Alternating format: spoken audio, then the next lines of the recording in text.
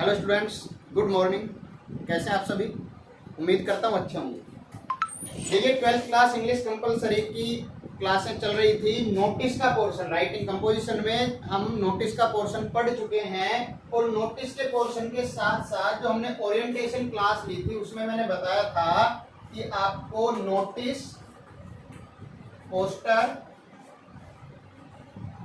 Advertisement, ठीक है, और रिप्लाई ऑफ द इनविटेशन और आर्ग्यूमेंट्स, ये 5 टॉपिक हैं जिनमें से जो कि 4 नंबर का आपका एक क्वेश्चन आएगा। इनमें से कोई भी 2 टॉपिक, ठीक है, कोई भी 2 टॉपिक हो सकते हैं, चाहे नोटिस पोस्टर से एक क्वेश्चन आ जाए, चाहे पोस्टर या एडवर्टाइजमेंट से एक क्वेश्चन आ जाए। 5 में से कोई भी 2 टॉपिक आपके आएंगे और 2 में से एक क्वेश्चन आपको दिया जाएगा। दोनों में से कोई भी सिंगल क्वेश्चन, मतलब 5 में से कोई एक क्वेश्चन करना आपको 4 नंबर का, ठीक है भाई। नोटिस का पोर्शन मैं करा चुका हूँ, वीडियो आप देख लेना, ठीक है, पीछे की वीडियो में। इसके बाद आज हम लेके चल रहे हैं एडवर्टाइजमेंट का पोर्शन। देखो, नोटिस के पोर्शन में मैंने क्या बताया, ये सारी चीजें क्या है, नोटिस है, पोस्टर है और एडवर्टाइजमेंट है। तीनों चीजों में एक तो सिमिलरिटी क्या है कि तीनों ही सूचना देने के लिए, इंफॉर्मेशन देने के लिए किसी भी चीज की यूज की जाती है, ठीक है। अब देखो, नोटिस में क्या था कि नोटिस जब हम पढ़ रहे थे तो मैंने फर्स्ट लाइन यही लिखाई थी कि नोटिस है वो आपके नोटिस बोर्ड पर चस्पा किए जाते हैं। स्कूलों में आपने देखा होगा नोटिस बोर्ड होते हैं, ठीक है। नोटिस बोर्ड पे सूचना लगा दी जाती है, कोई भी इंफॉर्मेशन है उसको लगा दिया जाता है, ठीक है। दूसरा है आपके पास एडवर्टाइजमेंट, ठीक है। एडवर्टाइजमेंट क्या होता है, ये भी एक प्रकार का सूचना देने का, इंफॉर्मेशन का तरीका होता है। लिखते रहो साथ में। देखो, एडवर्टाइजमेंट की मैं सबसे पहले आपको डेफिनेशन लिखा रहा हूं, लिख लो साथ में। जो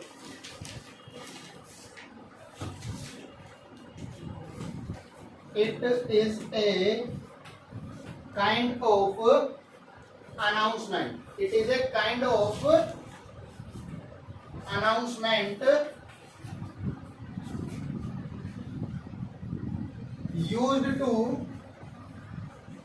used to influence the minds, thoughts and even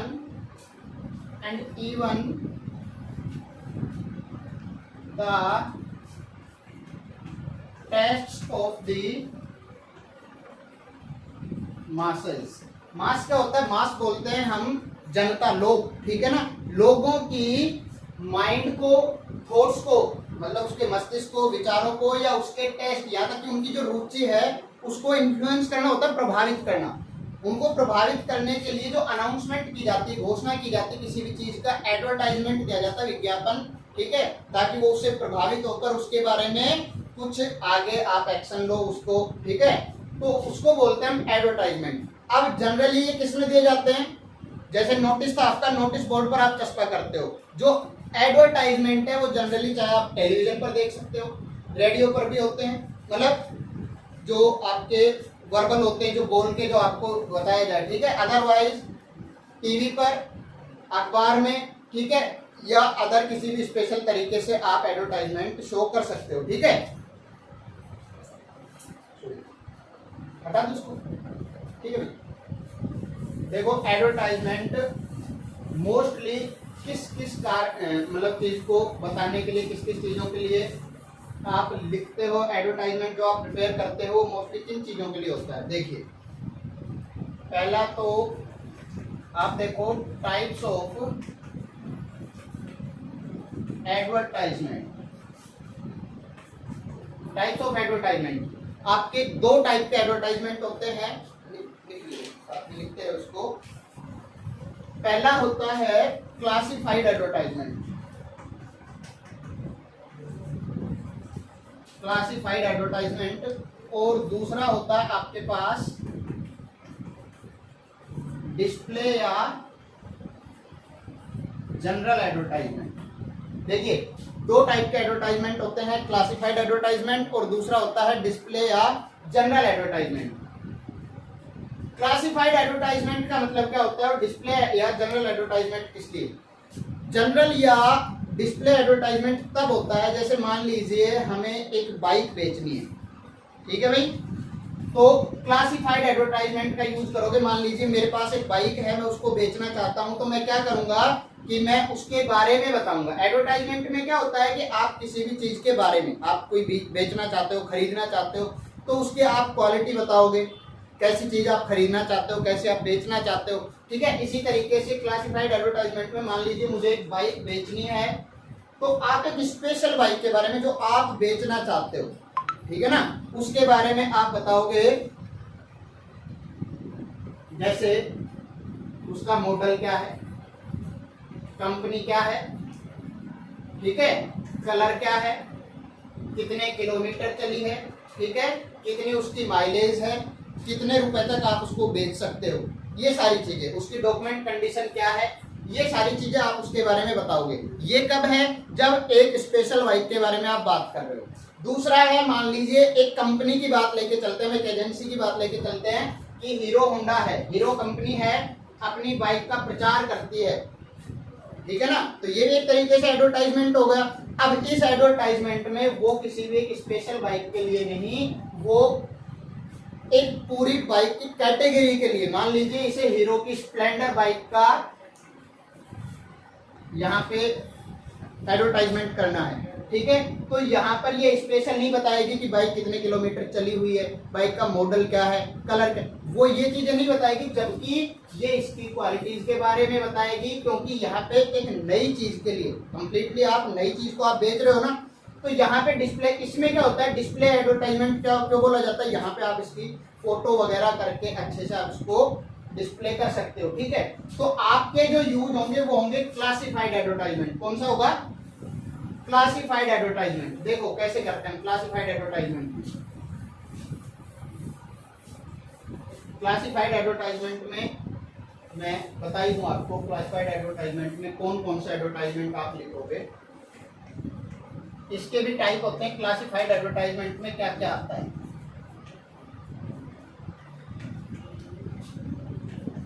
यहाँ पर भी मैं क्वेश्चन जहां मोस्टली आ सकते हैं उसके बारे में बताऊंगा आपको। क्लासिफाइड एडवर्टाइजमेंट में सबसे पहला होता है मैट्रिमोनियल। कौन सा होता है? Matrimonial advertisement. मैट्रिमोनियल एडवर्टाइजमेंट, इसमें क्या होता है कि ये वैवाहिक एडवर्टाइजमेंट है, शादी विवाह से संबंधित। आप अखबार में देखते हैं, न्यूज़पेपर में आप लोग देखते हैं कि शादी ब्याह से संबंधित उसमें एडवर्टाइजमेंट आते हैं, ठीक है भाई। तो उसमें सबसे पहला होगा मैट्रिमोनियल। दूसरा है एजुकेशनल। एजुकेशनल किससे संबंधित हो गया? किससे संबंधित हो गया? शिक्षा से संबंधित, ठीक है। मान लीजिए आपके स्कूल में नई क्लासेस संचालित हो रही है, उसके बाद उसके लिए आप एडवर्टाइजमेंट देंगे। कोई कोचिंग है वो नया कोई कोर्स स्टार्ट कर रही है, उसके लिए आप एडवर्टाइजमेंट देंगे, ठीक है भाई। उसके बाद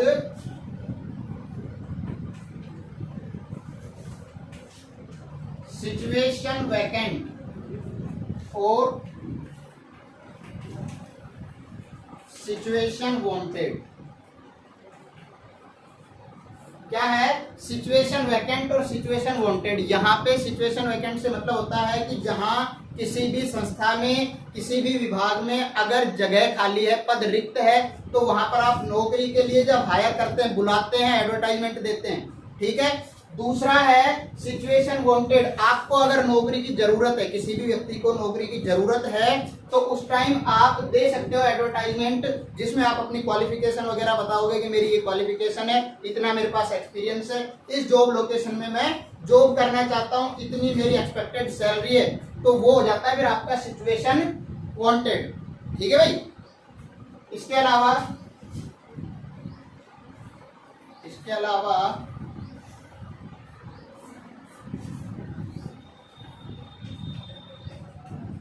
टू लेट और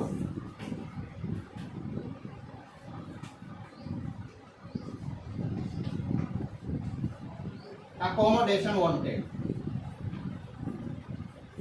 टू लेट से मतलब है जब आप कोई दुकान, मकान, घर आदि किराए पर देना चाहते हो, ठीक है, किराए पर छोड़ना चाहते हो, तो उसके लिए भी आप एडवर्टाइजमेंट दे सकते हो कि इस लोकेशन में एक कमरा, दो कमरा, एक दुकान, मकान, ऑफिस जो भी है वो हम किराए पर देना चाहते हैं, ठीक है। उसके लिए क्या आप किराया एक्सपेक्ट करते हो, ठीक है, आप किस तरीके का उसमें किराएदार टेनेंट टाइप भी बता सकते हो कि आप फैमिली रखना चाहते हो, लड़के रखना चाहते हो, लड़कियां होनी चाहिए, ठीक है, या फिर कोई सर्विस होना चाहिए या कोई स्टूडेंट होना चाहिए, किस टाइप का आप वहाँ पे किराएदार रखना चाहते हो, ये भी आप यहाँ पे दे सकते हो।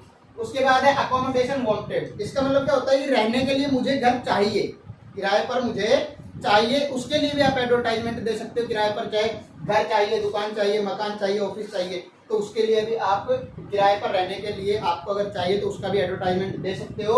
उसका क्या होगा कि मुझे इस लोकेशन में इतना बड़ा घर चाहिए या दुकान चाहिए, ऑफिस चाहिए, जो भी, ठीक है, कितना मैं किराया दे सकता हूँ, कैसा माहौल होना चाहिए, भाई पढ़ाई से रिलेटेड चाहिए तो, ठीक है। उसके बाद फिर है सेल या परचेज। इसके बाद सेल या परचेज, देखो सेल या परचेज कोई भी वस्तु खरीदने या बेचने के लिए आप एडवर्टाइजमेंट दे सकते हो, और इसमें आप सेल या परचेज में कोई सामान है, कोई प्रॉपर्टी है, कोई व्हीकल है, कुछ भी आप बेचने या खरीदने के लिए एडवर्टाइजमेंट दे सकते हो, ठीक है। उसके अलावा ये कोई ज्यादा जरूरी नहीं है लेकिन मैं लिख देता हूं, ब्यूटी या फिटनेस, इससे रिलेटेड भी आप एडवर्टाइजमेंट दे सकते हो। ब्यूटी या फिटनेस से रिलेटेड का मतलब है कोई पार्लर या कोई जिम वगैरह के लिए, ठीक है, आप एडवर्टाइजमेंट दे सकते हो।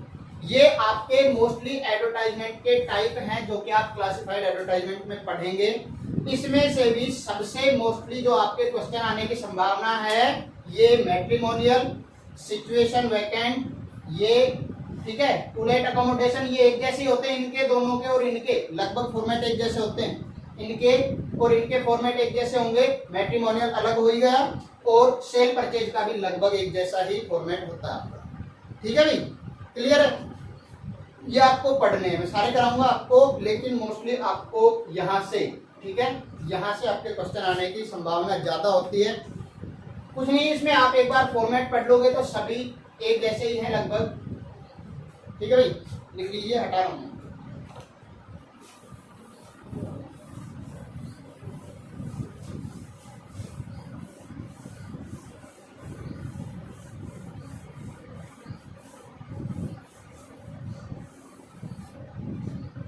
अब देखो कुछ चीजें मैं आपको बता दूं एडवर्टाइजमेंट के बारे में।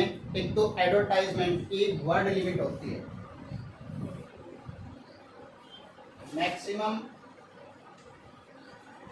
वर्ड्स आप 50 का यूज कर सकते हो, ठीक है, 50 वर्ड्स तक की इसकी वर्ड लिमिट होती है, 50 से 60 तक आप यूज कर सकते हो। दूसरी चीज है, हम कोई भी एडवर्टाइजमेंट है उसको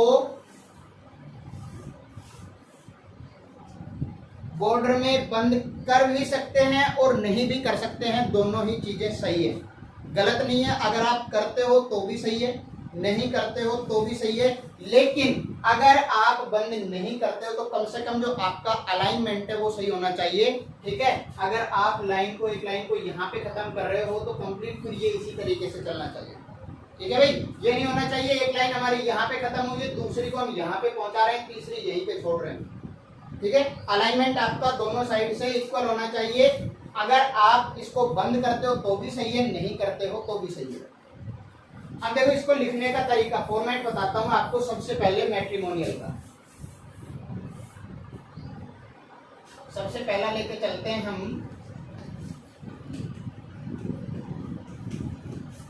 मैट्रिमोनियल एडवर्टाइजमेंट। देखिए इसका फॉर्मेट बताता हूं मैं, मैट्रिमोनियल एडवर्टाइजमेंट का क्या फॉर्मेट होता है। देखिए मान लीजिए आप इसको चारों तरफ से बॉर्डर कर रहे हो, इसको बंद करके, ठीक है भाई,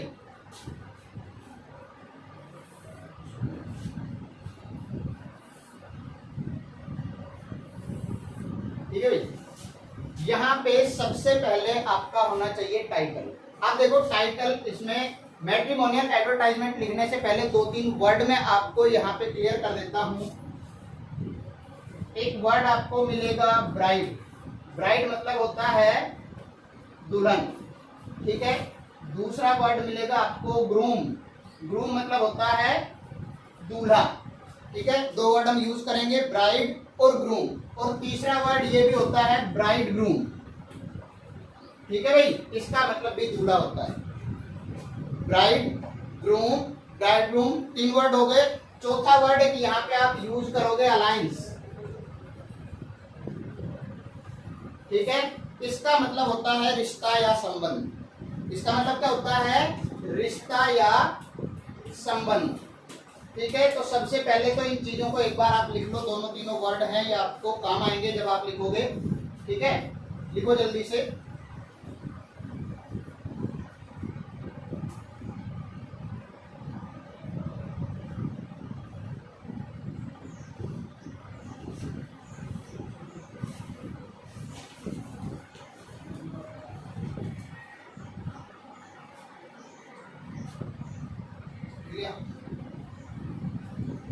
अब देखिए, इधर देखिए,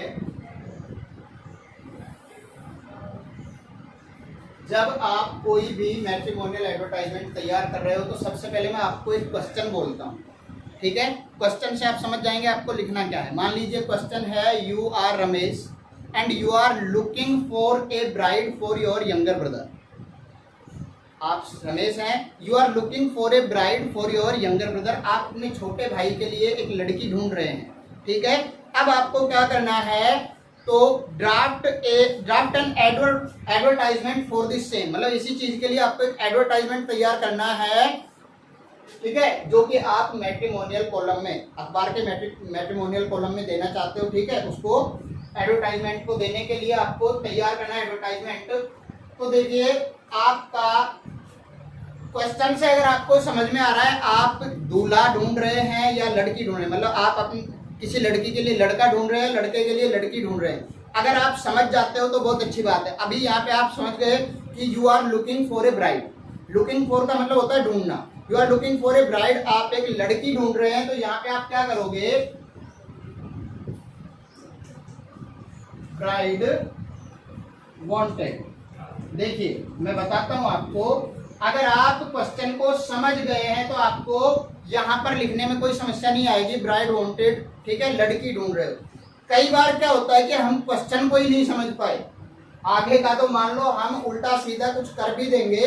अगर क्वेश्चन ही नहीं समझ में आया, यहाँ पे आपने ब्राइड की जगह ग्रूम या ग्रूम की जगह ब्राइड कर दिया, तो आपका जो कंप्लीट एडवर्टाइजमेंट है वो बिना पढ़े गलत हो जाएगा। जो चेक करने वाला है वो उसको पढ़ेगा ही नहीं। यहाँ से अगर आपकी गलती, तो इसके लिए सुटेबिलिटी बताता हूँ आपको। आपको क्या करना है? ब्राइड और ग्रूम का मैटर ही नहीं रखना, आप सिर्फ ये लिखो वांटेड, ठीक है। अब वांटेड से मतलब है, वांटेड का मतलब होता है वांछित या चाहिए, जो आप ढूंढ रहे हो, ठीक है ना। अब इसमें आप आगे जैसे रिक्वायर्ड डिटेल्स देंगे, ठीक है, तो डिटेल्स के हिसाब से पता चल जाएगा आप लड़का ढूंढ रहे हैं या लड़की ढूंढ रहे हैं, ठीक है। सबसे पहला काम आपका होता है वांटेड, और वो भी बिल्कुल सेंटर में। आपने जो बॉर्डर बनाया है उसके जस्ट नीचे बिल्कुल बीच में आप लिखोगे वांटेड, वांछित चाहिए, ठीक है।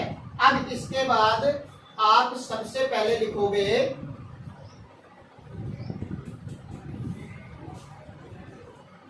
Alliance are invited, alliance are invited for.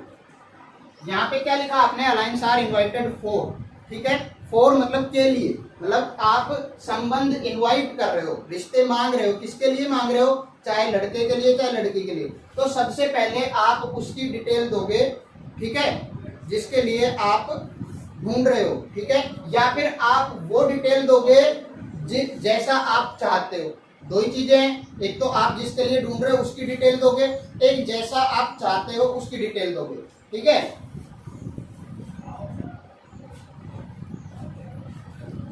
तो यहाँ पे आप क्या क्या लिखोगे? देखो, alliance are invited for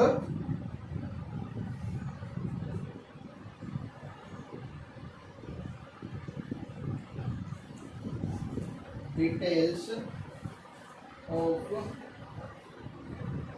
the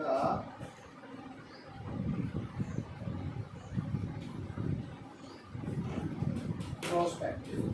ठीक है, डिटेल्स ऑफ द प्रोस्पेक्टिव, जिसके लिए आप ढूंढ रहे हो सबसे पहले आप उसकी डिटेल दोगे। ठीक है, यहाँ पे और उसकी डिटेल में क्या क्या आएगा देखो, एज, कास्ट,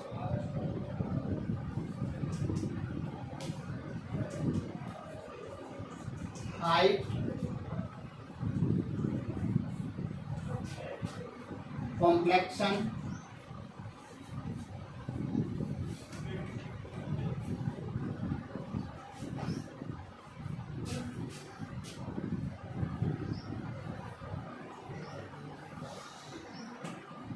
जॉब, सैलरी,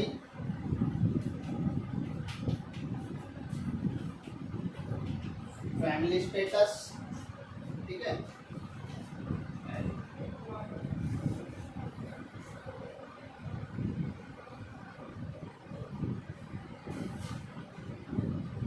ये पहले लिखना था, क्वालिफिकेशन। ठीक है,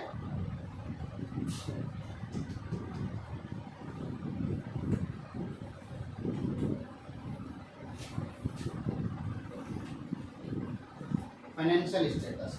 ये क्या है, डिटेल्स ऑफ द प्रोस्पेक्टिव, जो प्रोस्पेक्टिव है। ठीक है, जिसके लिए आप ढूंढ रहे हो सबसे पहले आप उसकी डिटेल दोगे, उसकी एज क्या है, उसकी कास्ट क्या है, हाइट क्या है, क्वालिफिकेशन क्या है, जॉब क्या करता है, सैलरी कितनी है। ठीक है, उसका फाइनेंशियल स्टेटस कैसा है, फाइनेंशियल स्टेटस से मतलब है कि आर्थिक रूप से कैसी स्थिति है, समाज में कैसा स्टेटस है फैमिली का। ठीक है, और बाकी उसके हाइट वगैरह, ये सारी चीजें आप सबसे पहले, उसका कॉम्प्लेक्शन, कॉम्प्लेक्शन से मतलब क्या होता है, रंग रूप। ठीक है, कैसा है, ये सारी चीजें आप सबसे पहले बताओगे ऑफ द प्रोस्पेक्टिव। ठीक है, age, caste, height, complexion, job, salary, family status, qualification, financial status, etc of the prospective. ठीक है भाई, जिसके लिए आप ढूंढ रहे हो सबसे पहले उसकी डिटेल दो। क्लियर है, उसके बाद देखो दूसरा है, यही सेम चीजें आप जैसा चाहते हो उसके बारे में भी पूछोगे कि उसकी एज कितनी होनी चाहिए, उसके बारे में बताओगे। मान लीजिए आपने यहाँ पे कहा कि एक लड़का है जिसके लिए आप लड़की ढूंढ रहे हो, मान लीजिए कास्ट, हाइट वगैरह सब बता के आप कहो कि लड़का है 27 साल का। ठीक है, तो आप यहाँ पे भी डिजायर्ड जैसा आपको चाहिए वो भी आप दे सकते हैं कि लड़की की एज है वो 23 से 25 के बीच होनी चाहिए। ठीक है ना, या उसकी जो हाइट है वो 5 फुट 6 इंच से ऊपर होनी चाहिए। इस तरीके से कुछ भी आप जो डिजायर्ड जैसा आप चाहते हो उसके बारे में भी बताओगे। ठीक है, तो सबसे पहले आप यहाँ पे क्या करोगे, यही सारी चीजें, ये चीजें आगे पीछे हो सकती हैं। ठीक है भाई, एज, कास्ट, हाइट वगैरह है, ये लिखते समय आगे पीछे आप कर सकते हो। ठीक है, यही सारी चीजें आप डिजायर्ड जो आप जैसा ढूंढ रहे हो, एज, कास्ट, क्वालिफिकेशन, ठीक है, कॉम्प्लेक्शन, सैलरी। ठीक है, उसके बाद सॉरी जॉब, सैलरी। ठीक है, या फिर हाउस वर्किंग है तो वो सारी चीजें। ठीक है,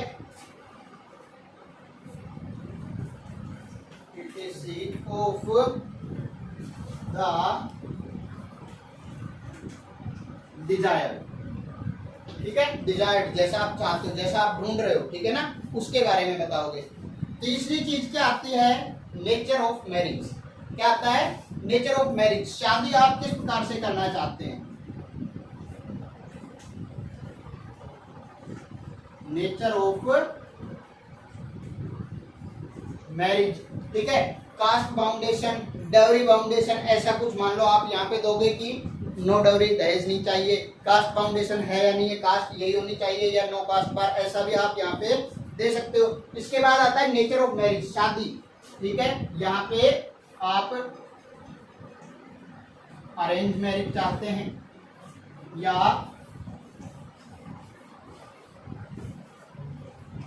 अर्ली जल्दी शादी करना चाहते हैं, डिसेंट, ठीक है, शाही तरीके से अच्छे से शादी करना चाहते हैं, ठीक है, या एटसेट्रा आदि, ठीक है।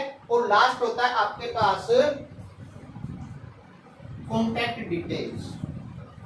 कॉन्टैक्ट डिटेल्स, इसमें ध्यान रखना मैट्रिमोनियल कॉलम में आप जो भी एडवर्टाइजमेंट देते हो वहां पर कॉन्टैक्ट डिटेल्स में आप पर्सनल कॉन्टैक्ट डिटेल्स ना देकर, मोबाइल नंबर ना देकर, वहां पे आप पोस्ट बॉक्स नंबर देते हैं, ठीक है भाई, पोस्ट बॉक्स नंबर आप यहाँ पर देंगे और ये आपका एडवर्टाइजमेंट है मैट्रिमोनियल का फॉर्मेट कंप्लीट हो जाता है यहीं पर, ठीक है। यही सारी चीजें होती है। अगली वीडियो में जैसे मैं आपको फॉर्मेट के बाद दिखाऊंगा आपको कंप्लीट, जो चाहे ब्राइड वांटेड का है चाहे ग्रूम वांटेड का है, चाहे दोनों में आपको करा के बताऊंगा, उसके बाद मैं आपको क्वेश्चन भी दूंगा, ठीक है ना। इसमें अगर कोई भी समस्या है आप लोग पूछ सकते हो। जैसे ही आपका एडवर्टाइजमेंट कंप्लीट होता है, अगर बॉर्डर में बंद किया है तो आप इसको नीचे से बंद कर, ठीक है भाई। समस्या है पूछ सकते हो, स्कूल में कांटेक्ट करो, टीचर से कांटेक्ट करो, लेकिन पढ़ाई अपनी लगातार रूप से करते रहो। धन्यवाद।